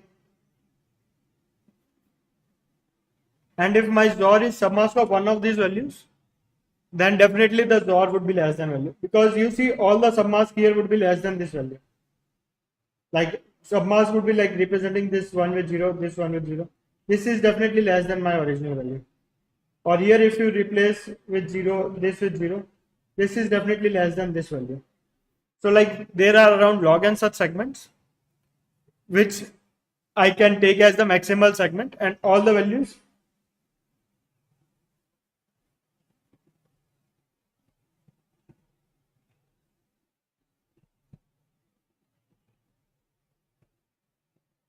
I can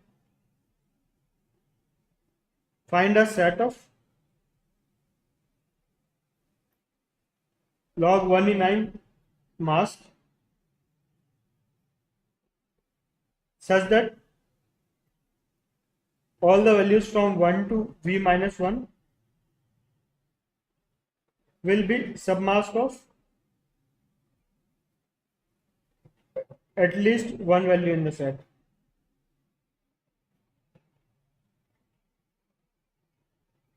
And for proof or how to find such a set, like you can refer the video which I have shared in the chat.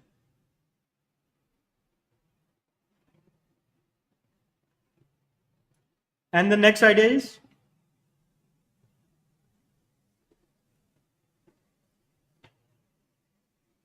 or like the another way to look at it is, if you have some segment L2 up, and if you decrease the arc, the cost decreases.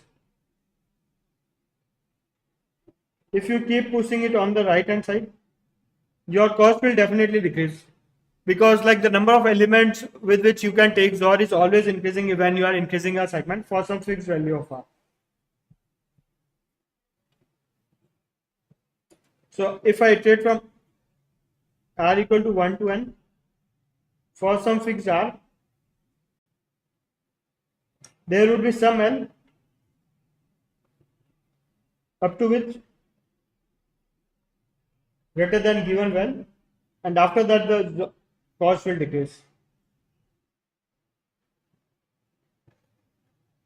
So if I can somehow find the minimum value in a range, then I can also do a binary search here.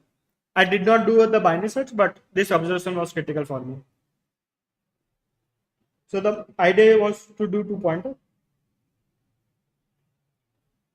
As I increase up, like this boundary where the value becomes will also keep moving to the right hand side. And I somehow need this boundary to count number of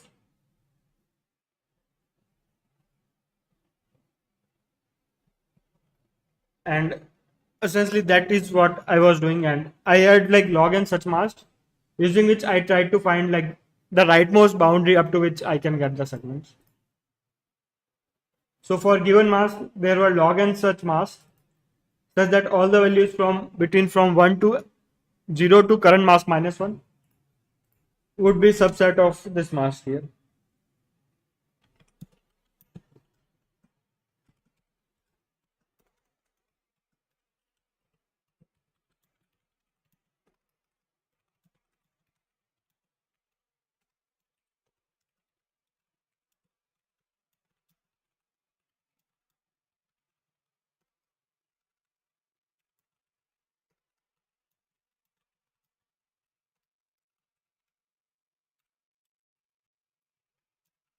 As I increase border of R for the subarray, the left border L will keep increasing.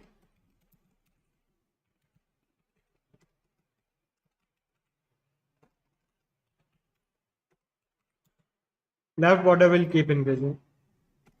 Like probably I overcomplicated it using mask. Like it is also possible to maintain a set here. Like this complete logic can be done using a set only, where you take like the difference of adjacent element and get away with it.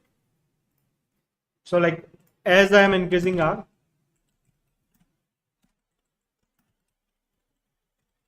I am also maintaining a left pointer up to which like the logic is slightly complicated, and like I wanted to keep it as an homework exercise.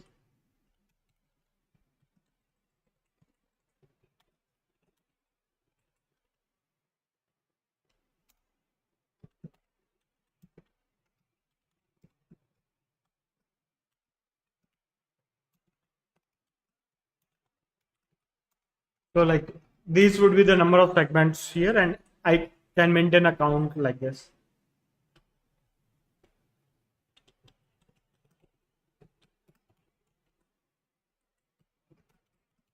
And last, if the count is greater than equal to 2, like the check returns true, and otherwise the check returns false.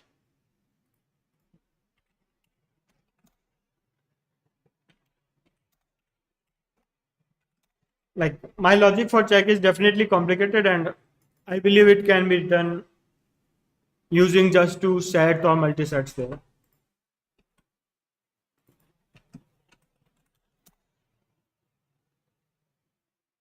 And overall time complexity, my time complexity was n log square n. But now when I think about it, like, so any questions on this problem, something that I should repeat, or any other questions before we call it a day today? Like, I don't know how to solve the last problem. I think I just read it only once, and that's it.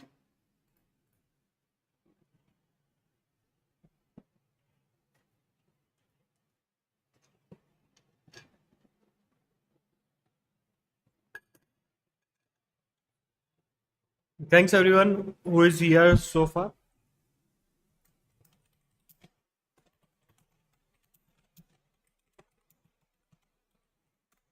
If there are any questions, something that I should repeat again, or some other questions you guys have, I would be happy to answer them. And otherwise, I will just end my stream.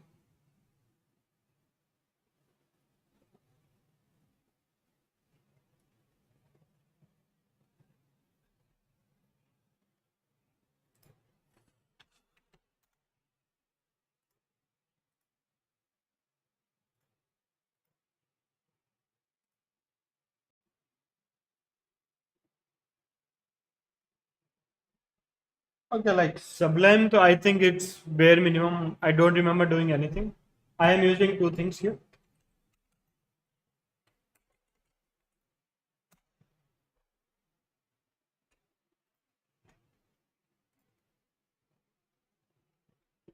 Like I am using these two files from Eknerwala setup.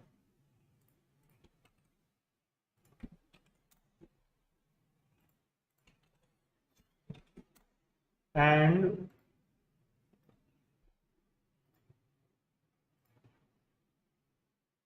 this competitive programming experiment. These are the three things I am using. If you are asking me like how I am automatically testing everything here, and how I am downloading all the test cases.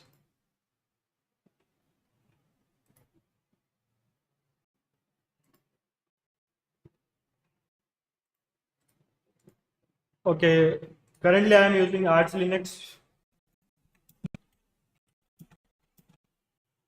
i3W window manager,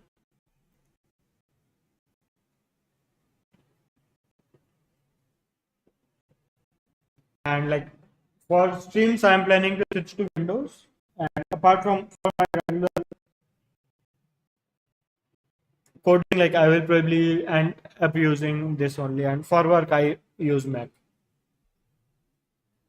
Can F be solved using try? I think yes, and that depending upon how you feel, try can be easier to understand and code compared to what I did here. And I believe try time complexity for try will still be same. So at this point, I have three different ideas for my checker function. The time complexity for each of them is same, and I think in context I implemented the most difficult idea among the three different ideas I have.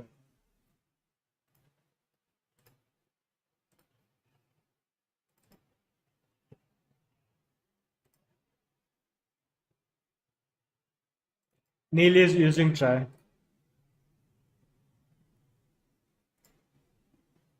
I can try. You have to maintain sub-array sums, and then you will be able to do it. This is by me try. Like, looks like a lot of people did try.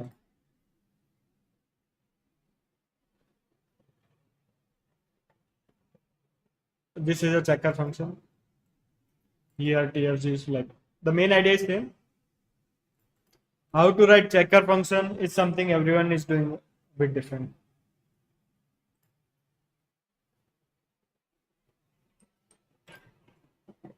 So I think I am mostly done with the stream.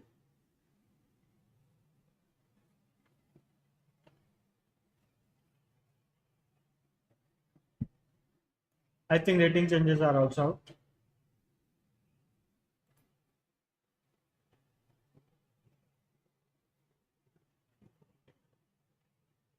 Yeah, like I'm sure like DP plus try will get a TLE on lead code for today's contest. And like the irony is their intended solution was also using DP plus try. And like it looks like a lot of people did DP plus try. Their solution gets a TLE. And there is a good chance that the contest would be unrated. And even if it doesn't, if if lead code rejudges and tries to make it rated, like I'm not a fan of rejudging problems after the contest is over. So like we don't know like what lead code is going to do for this one.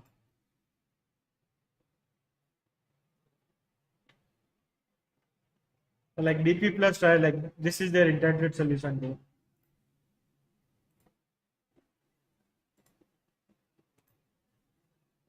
And this solution definitely gets a TLE. Like their test cases were weak, that's why people got an AC in the contest. And even the hashing was difficult to get it right. I was getting constant TLEs.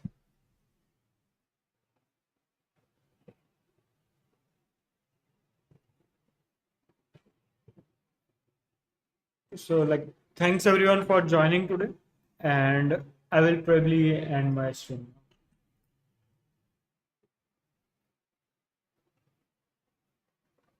Like it doesn't give yet, but like people have constructed a lot of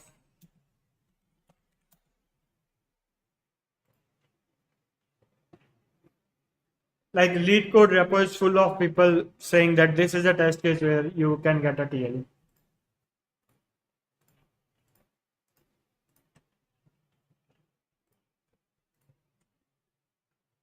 Because try is essentially order and square.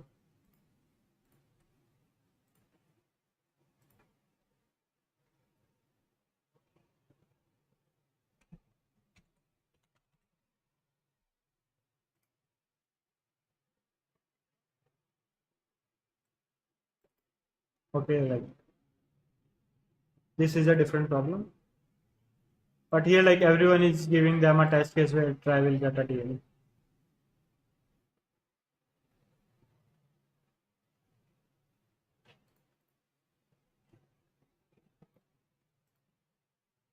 So like not really sure what lead code is going to do about it. But it looks like because their intended the solution they use was also getting TLE like the try is order n square and what I did was using hashing or unordered map was n square root n and probably a log factor there or not. And I believe what I did do is the best time complexity I can think of.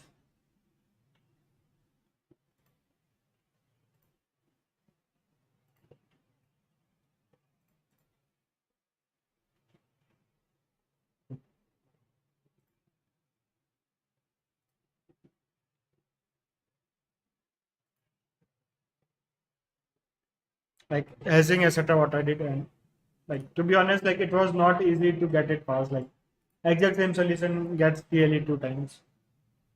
So definitely not that like the problem was not well prepared and like gets it is seen here. DP plus try their intended solution gets a TLE. Another best solution is using hashing that also gets TLE. People have to make multiple submissions because the time it is too tight. So yeah, like there is nothing easy here. And I think I will end the stream today. Thanks everyone for joining today.